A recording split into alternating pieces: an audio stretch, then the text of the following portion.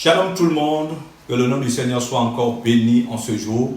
Bienvenue encore à une parole pour toi ce matin. Je voudrais simplement nous entretenir sur la foi. En pareil moment, je pense que nous avons besoin de rebooster notre foi. Nous avons besoin de réactiver notre foi. Nous avons besoin de rallumer notre foi. Alors, permettez-moi de lire Hébreux chapitre 11, verset 1. Or, la foi est une ferme assurance des choses qu'on espère, une démonstration de celles qu'on ne voit pas. Bien-aimés, le monde vit aujourd'hui une situation assez difficile, vraiment difficile à tous les niveaux, sur le plan social, économique, politique, même de l'église, religieuse, etc. Le monde vit une situation difficile. Et en pareil moment, il peut arriver que l'on se pose un certain nombre de questions, ces questions qui peuvent déboucher à la situation de doute, où on remet tout en cause. On peut douter de Dieu lorsque on voit tout ce qui se passe dans le monde. Alors, je suis venu vous dire, il n'y a pas de raison de douter de Dieu. Au contraire, c'est en de tels moments qu'il est important de prouver, de démontrer sa foi au Seigneur. Car la foi, c'est aussi la confiance en Dieu. La confiance est un sentiment de sécurité que l'on obtient dans la relation que nous avons avec le Seigneur. Nous sommes dans la situation où nous devions avoir confiance au Dieu qui est l'alpha et l'oméga, le commencement et la fin, au Dieu qui connaît toutes choses.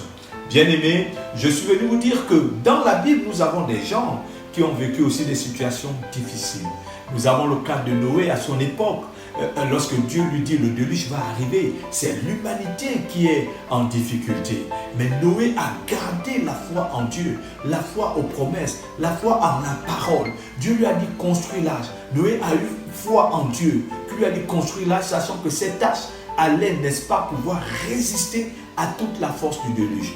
La foi te permet de résister à toute la force de la pandémie qui circule dans le monde entier, la confiance en Dieu. Je suis venu te dire, relève-toi. Si tu as faibli par rapport à la foi, relève-toi, relève-toi, relève-toi. Souvenons-nous également de Moïse en Égypte.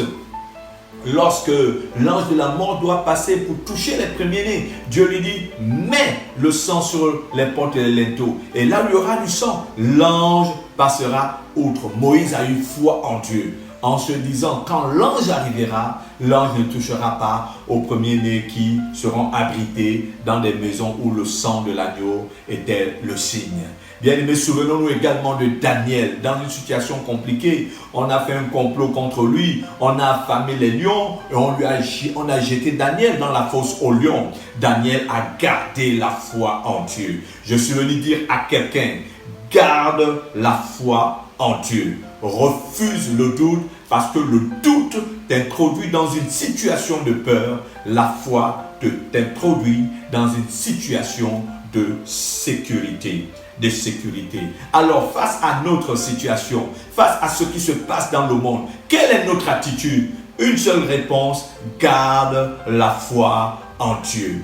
Garde la foi en Dieu. Je ne voudrais pas terminer ces moments sans penser à tout le personnel de la santé qui travaille dans tout le monde entier, qui sont en première ligne pour combattre cette pandémie. Je dis vraiment bravo à eux et je souhaite que l'on puisse prier pour le personnel de santé afin que Dieu étende sa main sur eux et renouvelle leur force. Je voudrais également que nous puissions prier pour les familles endeuillées. Il y a quelqu'un qui a perdu un papa, une maman, un enfant et souvent même c'est plusieurs membres dans la famille. Prions pour que le Saint-Esprit qui est le consolateur puisse consoler ces cœurs brisés, consoler ces familles qui ont perdu un parent. Et je voudrais terminer en disant, prions également pour tous ceux qui sont atteints aujourd'hui de ce virus, le coronavirus, qui sont hospitalisés. Prions pour que El Rapha, le Dieu du miracle, agisse et guérisse toutes ces personnes. Bien-aimés, je vous retrouve demain pour une autre pensée. Que le nom du Seigneur soit béni et merci.